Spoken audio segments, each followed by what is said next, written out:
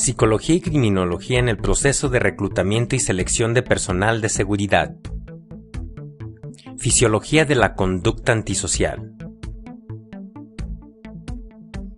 Prisioneros del odio. El concepto de agresión suele ser visto tradicionalmente como algo negativo. Sin embargo, la agresión es una respuesta a un estado emocional. El estado permanente de enojo se denomina hostilidad. A pesar de ser una emoción humana sana, cuando sale de control puede convertirse en una emoción destructiva que conduce a problemas familiares, sociales y laborales que afecta seriamente la calidad de vida. Agresión. La agresión como algo positivo.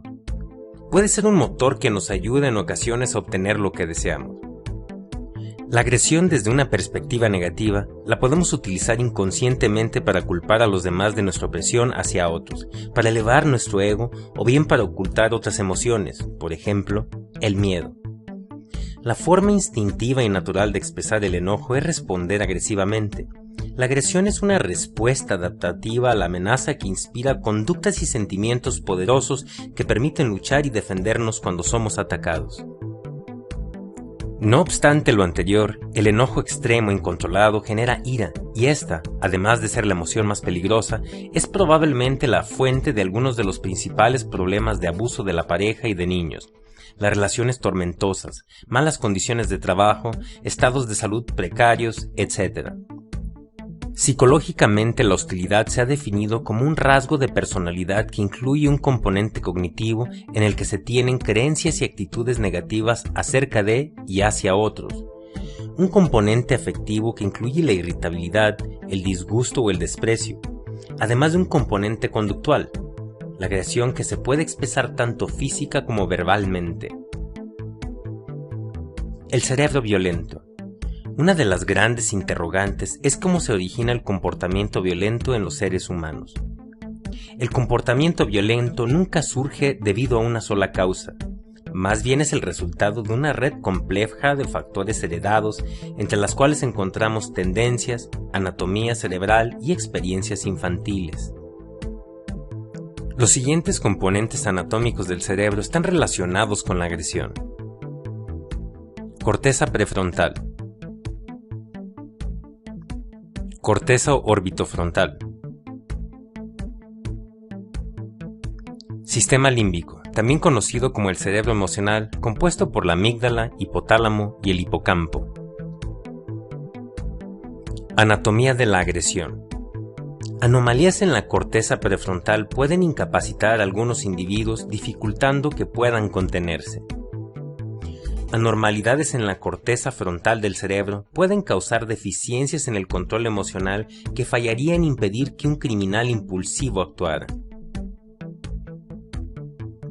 Anomalías en la corteza orbitofrontal involucrada en la toma de decisiones normalmente inhibe regiones del sistema límbico, específicamente el hipotálamo y la amígdala, donde el miedo y la agresión surgen en el cerebro.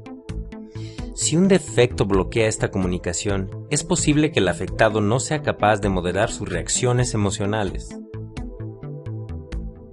Los elementos anteriores podrían explicar la falta de miedo, empatía y remordimiento que es característico de algunos criminales que planean sus actos y los realizan a sangre fría. Anormalidades en el sistema límbico pueden afectar la comunicación entre el hipocampo y la amígdala, lo cual provocaría que información emocional no fuese procesada correctamente. Irregularidades en la neuroquímica del cerebro también pueden causar aumento en los niveles de agresividad en estos individuos. Hipótesis sobre daños en la parte frontal del cerebro. Veteranos de la guerra de Vietnam que sufrieron daño en la parte prefrontal del cerebro tienden a ser más agresivos. Similarmente, pacientes adultos que tienen lesiones cerebrales en la parte frontal del cerebro son, generalmente, más desinhibidos, muestran conductas inapropiadas y son más impulsivos. Conductas muy similares a personas con trastorno antisocial de la personalidad. No obstante, en poblaciones de adultos, el daño cerebral no necesariamente se correlaciona con una predisposición a realizar conductas violentas. En el caso de niños con una lesión en la parte frontal del cerebro, las consecuencias conductuales son frecuentemente más dramáticas que en los adultos. Ejemplo 1. Cirujanos removieron un tumor ubicado en la parte frontal de la corteza cerebral de un niño de 3 meses de nacido. A la edad de 9 años, el chico se había convertido en alguien el cual era casi imposible de motivar en la escuela.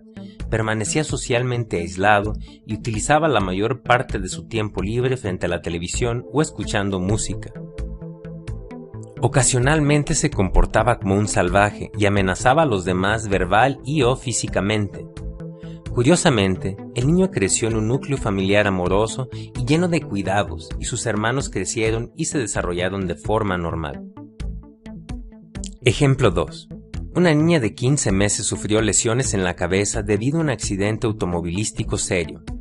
Progresó normalmente en el principio, pero a la edad de 3 años empezó a mostrar desórdenes de la conducta. No reaccionaba a los castigos, no seguía las reglas, frecuentemente peleaba con maestros y compañeros de clase, mentía indiscriminadamente e irrumpía en cualquier casa. De manera notable, constantemente atacaba a otras personas física y verbalmente. También creció en un núcleo familiar amoroso y lleno de cuidados, y sus hermanos crecieron y se desarrollaron de forma normal. Ejemplo 3. En estudios con asesinos convictos, aplicando tomografías del cerebro de estos individuos, se ha encontrado niveles menores de actividad metabólica en las regiones frontales de sus cerebros en comparación con el público en general. Esta aseveración solo aplica a criminales que actuaron por impulso o pasionales. No obstante lo anterior, en asesinos que planearon sus crímenes de manera meticulosa y los cometieron a sangre fría y aparentemente sin remordimientos, sus regiones frontales del cerebro mostraron actividad normal. En ambos casos, los dos grupos mostraron sobreactivación en la parte emocional del cerebro. Sin embargo, los últimos mostraron actividad relativamente buena en la parte frontal del cerebro. En algunos casos, lo que se encontraba afectado no eran las estructuras del cerebro, sino las fibras que las conectaban, provocando una comunicación ineficaz entre las regiones prefrontales y las áreas emocionales del cerebro. Esta deficiente comunicación cerebral podría ser consecuencia del maltrato recibido en las primeras etapas de la vida. Estudios han demostrado que la gran mayoría de los delincuentes violentos provienen de hogares en los que padecieron algún tipo de maltrato. Una hipótesis es que, si de forma reiterada un bebé es zarandeado bruscamente, es muy posible que las fibras blancas que ligan su corteza cerebral con las otras estructuras se rompan, dejando así el resto del cerebro fuera de control prefrontal. Otros factores que pueden provocar esta misma ruptura y afectar la morfología del cerebro son el alcoholismo y la drogadicción de la madre durante el embarazo. La correlación positiva entre los niveles de la hormona testosterona y la agresión en humanos ha sido demostrada en muchos estudios.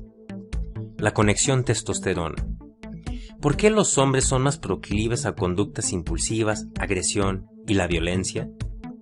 Se ha encontrado una relación entre la hormona masculina y este tipo de conductas.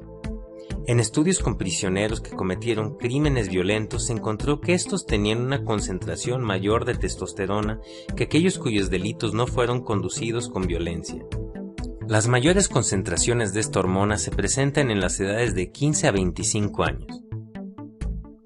A pesar de que el organismo femenino sintetiza solo una fracción de esta hormona en comparación con los hombres, se presentaron resultados similares. Las mujeres que mostraban un mayor nivel de conductas violentas mostraron mayores índices de testosterona que las no violentas. La conexión serotonina. Se ha encontrado que los niveles de impulsividad son regulados en parte por el neurotransmisor llamado serotonina. La concentración de este neurotransmisor puede disminuir con el alcohol. Alteraciones en conducta por hiperactividad orgánica. Hay investigadores que sostienen que varones hiperactivos muestran una tendencia alta de riesgo a padecer conductas antisociales en la adolescencia.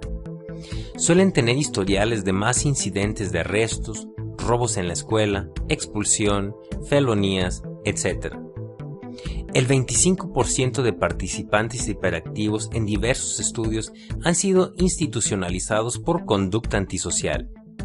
Esta tendencia es 4 veces mayor a la de jóvenes que no son hiperactivos. En la siguiente lección analizaremos la psicología de la conducta antisocial.